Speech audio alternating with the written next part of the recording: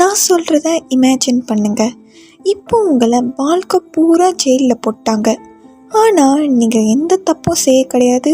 நீங்கள் பயங்கரமான ஆள்லாம் கிடையாது. But because of who you are. இன்னைக்கு நான் பேச போகிறது இவரை பற்றி தான். The man in the iron mask, அதாவது இரும்பு முகமுடி அணிந்த மனிதன். இது ஃப்ரான்ஸில் நடந்த ஒரு உண்மையான கதை. 1600 நடந்திருக்கு. அதாவது 300 வருஷத்துக்கு முன்ன. இவர் பேர், இவர் எங்கேருந்து வந்திருக்காருன்னு யாருக்குமே தெரியாது. ஆனால் இவர் எப்போவுமே இந்த மாஸ்கை போட்டுக்கிட்டே தான் இருக்கணும். யாருக்குமே இவர் போட்டிருக்கிற இந்த மாஸ்கை கழட்டுறதுக்கு அனுமதி இல்லை.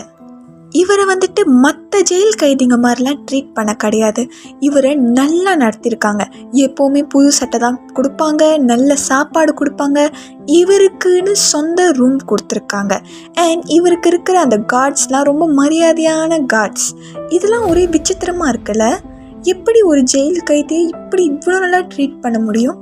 ஏன் சொல்கிறேன்னா, ஏன்னா யூஸ்வலாக அந்த காலத்துலலாம் ஜெயில் கைதிங்களை ரொம்ப கொடூரமாக ட்ரீட் பண்ணுவாங்க. ஆனால் ஏன் இவருக்கு மட்டும் இவ்வளோ ஒரு நல்ல மரியாதை? இதுக்கு பின்னாடி என்ன ரகசியம்னா, ஏன் ஒரு மனிதனுக்கு இவ்வளோ ஒரு மரியாதை?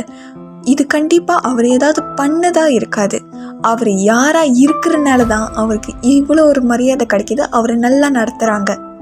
கார்ட்ஸ்க்கெல்லாம் என்ன ஆர்டர் பண்ணியிருக்காங்கன்னா, இவர் கூட யாராவது பேசுனாங்கன்னா உடனடியாக அவங்கள கொன்றுங்கன்னு. தண்டிக்க செய்யாதீங்க, ரிப்போர்ட் பண்ணாதீங்க, இம்மீடியட்டாக அவங்கள கொன்றுங்க அந்த இடத்துலேன்னு. ஏன்னா அவர் வாயிலேருந்து வரக்கூடிய வார்த்தை, அவர் சொல்ல போகிறதுலாம் உலகம் கேட்க முடியாத அளவுக்கு ஆபத்தானது. இவர் யாராக இருப்பாருன்னதுக்கு நிறைய தியோரி இருக்குது. அதில் ஒன்று தான் ரொம்ப பாப்புலராக போணுச்சு. அது என்ன தியோரினா, ஒருவேளை இவர் கிங் லூயிஸ் த 14th ட்வீன் பிரதராக இருப்பாரான்னு. கிங் லூயிஸ் த 14 யாருன்னா த ரூலர் ஆஃப் ஃப்ரான்ஸ். 1600 இவர் தான் ஃப்ரான்ஸோட ஆட்சியாளர். ஆனால் அந்த காலத்துலலாம் ட்வின்ஸாக இருக்கிறது ஒரு ராயல் ஃபேமிலிலனா அது ஒரு தலைவலி மாதிரி. ஏன்னா ஒரு நாட்டுக்கு ஒரு அரசர் தான் ஆட்சி ஆள முடியும்.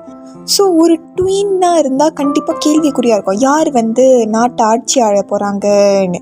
இதனால ஒரு போரே நடக்க வாய்ப்பு இருக்குது.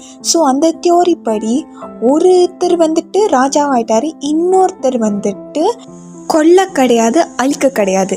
ஜஸ்ட் மக்களோட பார்வையிலேருந்து அவரை பூட்டி வச்சுருக்காங்க. ஏன்னா முகமுடி இல்லாமல் யாராவது அவரை பார்த்தாங்கன்னா கண்டிப்பாக அடையாளம் கண்டுபிடிச்சிருவாங்களே, இவர் பார்க்குறதுக்கு ராஜா மாதிரியே இருக்காருன்னு. அதனால தான் இவரை பூட்டி வச்சுருக்காங்க.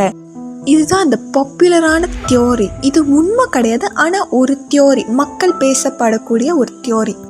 இன்னும் நிறைய தியோரி இருக்குது இவரை பற்றின. சில பேர் என்ன சொல்கிறாங்கன்னா, இவர் ஒரு அரசியல் துரோகின்னு. இன்னும் சில பேர் என்ன சொல்கிறாங்கன்னா, எல்லாமே தெரிஞ்ச ஒரு நோபல் மேன் இவருன்னு. ஆனால் இது எதுவுமே இன்ன வரைக்கும் நிரூபிக்கப்பட்டதில்லை. இது எது உண்மைனும் யாருனாலையும் சொல்ல முடியல. ஆனால் இவர் ஒரு ஜெயில் கைதி மாதிரியே ட்ரீட் பண்ண கிடையாது. இவரை பார்த்து மரியாதையாக ஒரு ராஜ பரம்பரை மாதிரி தான் இவரை ட்ரீட் பண்ணுவாங்க. இவர் 1703 இறந்துட்டார்.